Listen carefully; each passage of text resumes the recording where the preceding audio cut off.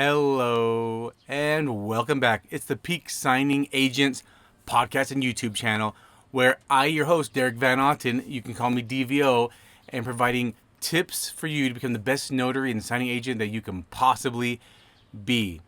And I recently was talking with one of my local notaries and they mentioned something. They kind of shared a story and they were asking about, my opinion on how to handle it. So I thought I'd share that with you as well. Just some background story. She had been speaking with a law office, a law firm, and just trying to, just offer her notary services for them.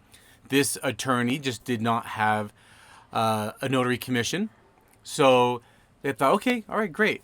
So they had a situation come up where one of their clients needed something notarized, and the attorney called the notary.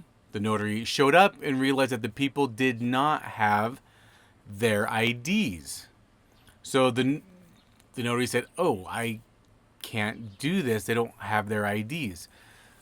The attorney kind of was giving some suggestions, not necessarily being pushy about getting it signed, but just kind of offering solutions. And the attorney was also, suggesting being a witness. However, it was something that the attorney needed notarized, so possible conflict of interest.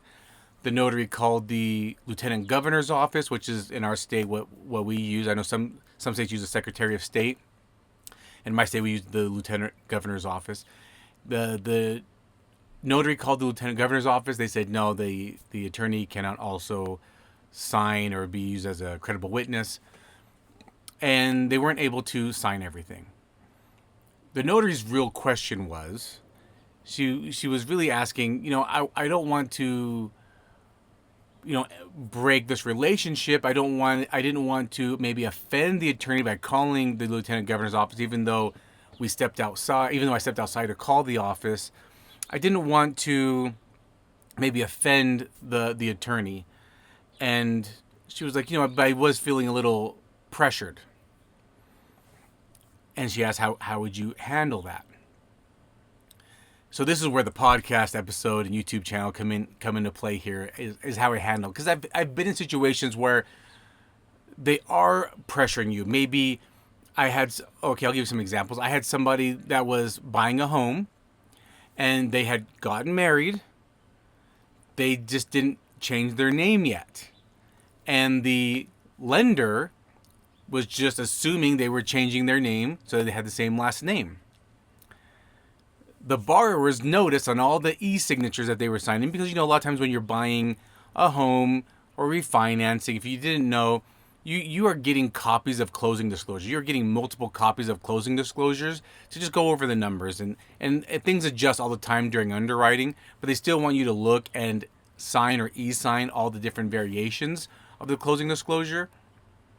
And she noticed her name wasn't right on all of them, but she just kept signing them anyway. She didn't think it was a big issue until I got there and was like, "Oh, this is not your name." And they said, "Well, I have the marriage certificate proving that this is me." And I said, "Yeah, I understand that, but we still have the Patriot Act. I still have the deed of trust where it is stating that this is you. And this is not you. And I don't feel comfortable signing this deed of trust." We called the lender. The lender was giving all these scenarios of solutions. And I said, "I cannot sign. I do not feel comfortable signing this deed of trust that says this is her name, when in all actuality, it is not her name. I have proof here that they are married with a marriage certificate. I can prove that they are married, but it still doesn't prove the fact that this is her name that will be on this legal document recorded with the county." And so I'm talking to the lender and I'm talking to my title company. Funny story though, the lender calls another title company and says, "Hey, other title company, hey, other escrow officer, what would you do in this scenario?" And this other escrow officer, who's also my client, which the lender didn't know, was texting me and said, "Hey, I have a question. I have a notary question for you. What would you do in this situation?" I said, "Funny enough, I'm actually in this signing. I am actually the notary in this scenario. And she just kind of laughed and said, oh, okay, he's also a client of ours.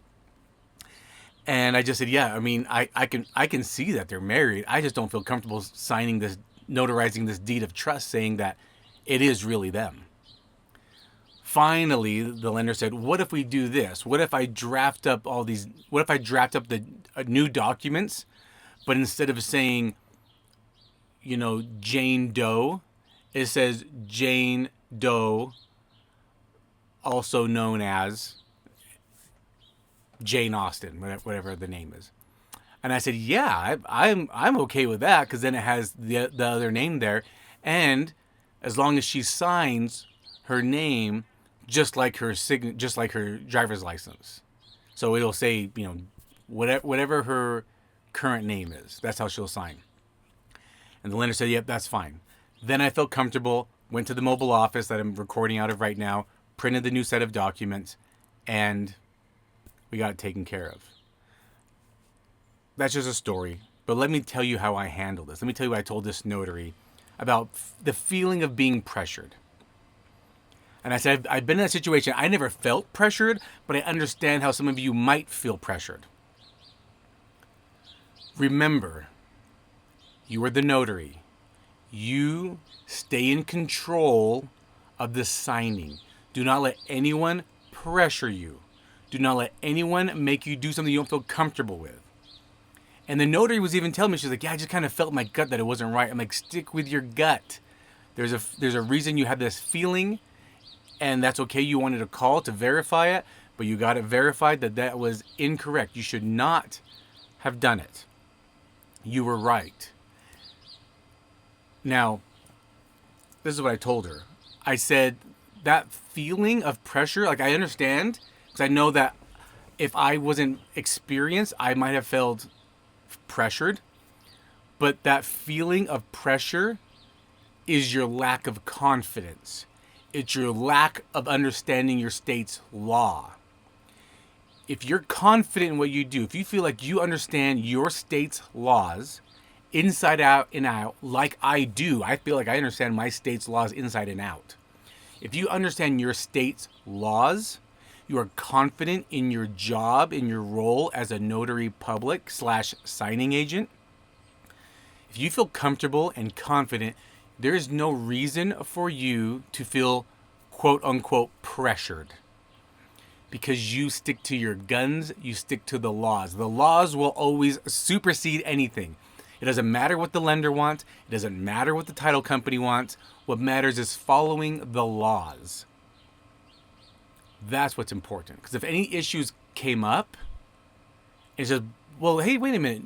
We had this notary that has signed this, saying that this was this person. How can this be this person if that's not their name, right? You don't know. And for me, putting my notary commission on the line for one signing is not worth it. It is not worth it. I would rather lose a client than break the law. Because also my integrity is on the line. Does that make sense? Your integrity is always on the line when you go in and start stamping documents. Make sure you understand your state's laws. I mean, I just recently hired a notary. It was just a warranty deed. It was 2 pages. 1 page was the warranty deed. Page 2 was the signature and notarization. And she didn't even do it right. She didn't even change her state and county. I'm like, what? It was just a warranty deed, and you don't know to change your state and county on it to be where you are at? I'm like, come on, this is Notary 101. Know your state's laws inside out. Follow the laws. Be confident in what your job is and what you're doing, and you will never have that pressured feeling. Now, this is what I told her how to handle it, because her question was also, how do you handle that feeling of pressure? But how do I go and mend this relationship? Because I don't want to offend this person by saying, hey, I'm sorry, we can't do this. And I told her, I said, well, I would go back into the office. I would go back into his office, and just go in and say, hey, how's it going? I just was just in the area, just wanted to want to pop in and say hi. So yeah, pretty funny situation, that one that I couldn't help with. Sorry I couldn't help with that one, because she was also, she was saying, should I apologize? And I said you should never apologize for doing your job right. You should never apologize for following the laws. But I said, you might want to go in and just be like, hey, don't apologize to say, I'm sorry I didn't do this, but apologize, hey, sorry I couldn't do it.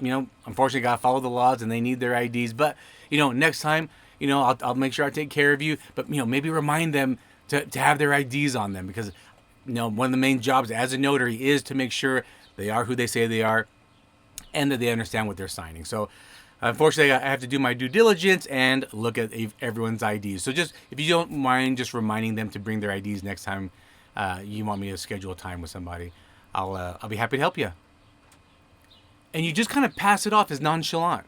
Like, hey, sorry I couldn't do this one for you, but, gotta follow the laws, unfortunately, and kind of joke it off, laugh it off, like, sorry, gotta follow the laws. But, maybe next time, if you don't mind just reminding them to bring their IDs with them, I'll be happy to take care of your clients for you. She said, oh, okay, that helps. So I'm not apologizing that I didn't do it, but I might just kind of casually apologizing that I couldn't do that one. Yeah, sorry I couldn't do that one. Unfortunately, gotta follow the laws and gotta check everyone's IDs. But maybe next time, if you don't mind reminding them to bring their IDs, I'll be happy to take care of it. And that's what the advice I gave to her. But the real thing I'm talking about on this episode is, don't feel the pressure. Don't let anyone pressure you into doing anything you don't feel comfortable with. If you're asked to backdate something, don't do it. Don't backdate it. If they said, hey, you know what, we sent a notary, they forgot to get this done, they won't go back, it's supposed to be dated on the 10th, and I know today's the 11th, but can you please date it for the 10th? No, you cannot. Now, if you were the notary that went there on the 10th and you didn't do it like you were supposed to, correct your mistake. But if you are asked to backdate something, do not do it. Or forward date it. They're like, hey, could you actually do, I know you're signing today the 11th, but could you please do it for the 12th? No. You have to do it the day you are doing. You as a notary, your notary section must be dated the day you do it. Now the signer on an acknowledgement, if they signed it on the 10th and it's an acknowledgement and you meet with them the 11th and they signed and dated the 10th and you meet with them the 11th and it's an acknowledgement and they are acknowledging that they understand or they understood what they signed, you can still notarize it, but for the 11th. However, jurats must be signed in front of a notary the day you sign. All right. Anyway, I hope that helps you. Don't get pressured. Know your laws. Be confident in your role. Your role as a notary public is very important. Don't let anyone diminish that. Don't let anyone say, oh, you're just a notary. Oh, they're just a notary. Hey, there's a lot of responsibility we have. We are important in every transaction we are a part of. Loans, wills, powers of attorneys, whatever it is, we are very crucial in that. And you are important. Not only as a notary, but you are important in life. You are important in this world, and we're so happy that you're here. And keep doing amazing things. And I'll talk to you on the next episode.